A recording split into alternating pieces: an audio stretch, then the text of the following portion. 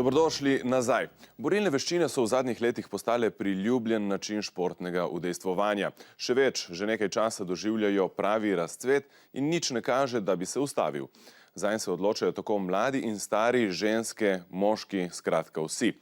Kaj je tako privlačnega pri borilnih veščinah, nam bo zaupal Miloš Tasič, ki prihaja iz športnega društva MMA Koper. Dobrodošel, Miloš. Dobro jutro. Torej, včasih smo poznali judo, karate, boks, te recimo klasične borilne veščine. Danes jih je več vrst. Kakšne so posebnosti mešanih borilnih veščin, ki jih prakticirate v vašem klubu? Torej, nobenih posebnosti razen to, da je več borilnih veščin, ki pač povezujemo v eno.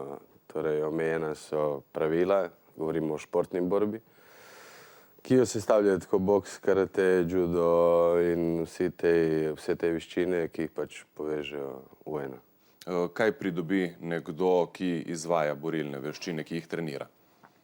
Tako kot pri vsakem športu človek dobi in delovne navade in spoštovanje do sebe in do drugih, samodisciplino in tako naprej. Poleg tega se pa naučiš nekih veščin, ki ti lahko pridejo tudi drugače prav v življenju. Za koga vse so primerne? Če se ne motim, imaš tudi eno skupino žensk, pa eno skupino starejših moških, mislim, da nekdanjih košarkarjev. Ja, to so dodatne ekipe. Niso še borbene ekipe. To so rekreativci. Ženske in starejši dečki, lahko rečemo. Starejši dečki. Drugače pa, kaj si me že vprašal? Za koga so vse primerne? Primerne so za vsakega, s tem, da tako kot za vsak šport, spet ponavljam, mora biti trening prilagojen starosti in zmožnostim človeka, ki se bi rad ukvarjal s tem. Dobro, sedaj sva dve besedi rekla o rekreativcih, recimo temu. Vodiš tudi tekmovalce, imaš jih nekaj. Minuli teden so nekateri začeli tudi slovensko MMA ligo. Kako poteka delo s tekmovalci? Ja, definitivno se tekmovalcem več posvetimo. Treningi se tudi prilagodijo glede na termin borb, ki prihajajo, glede na sam slog, ki ga človek preferira. Torej, nekomu leži parterna borba, nekomu stoje in pol tako na tak način tudi treningi prilagajamo in ga probamo pripraviti najboljše, kar se da. Kakšen je bil izkupiček prvega kroga prvenstva? Nekaj zmag, nekaj porazov, ampak je to šele prvo kolo, tako da nas čaka še celo leto pred nami in upamo na koncu, da bojo spet dobri rezultati.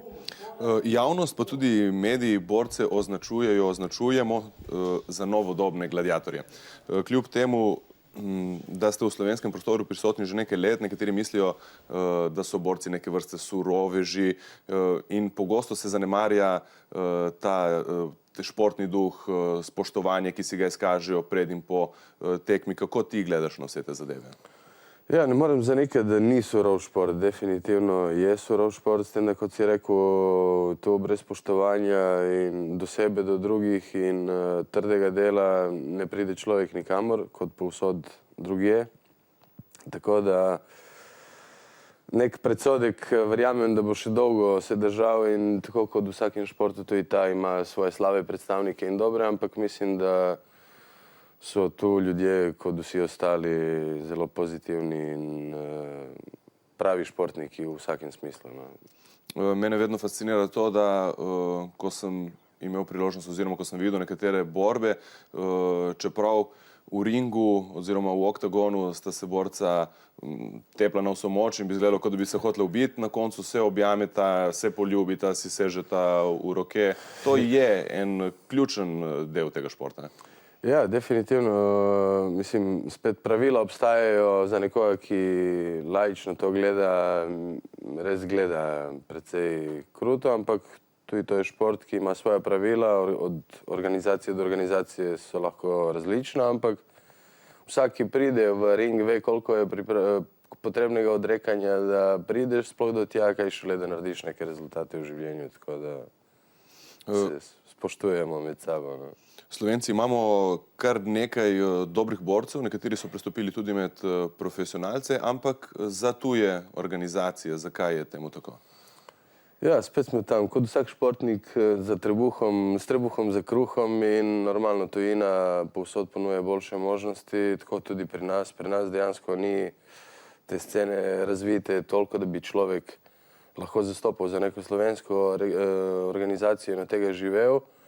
Fantje dobivajo ponudbe raznorazne in odhajajo tam, ker mislijo, da jim bo boljše.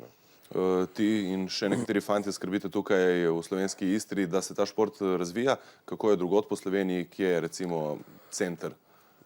Center je Ljubljana, definitivno, s tem, da tako kot jaz tu na obali, so tudi drugi entuzijasti drugod po Sloveniji, ki dajo vse od sebe, da se ta šport premika in da mladim omogočijo tisto, kar mi nismo imeli možnost.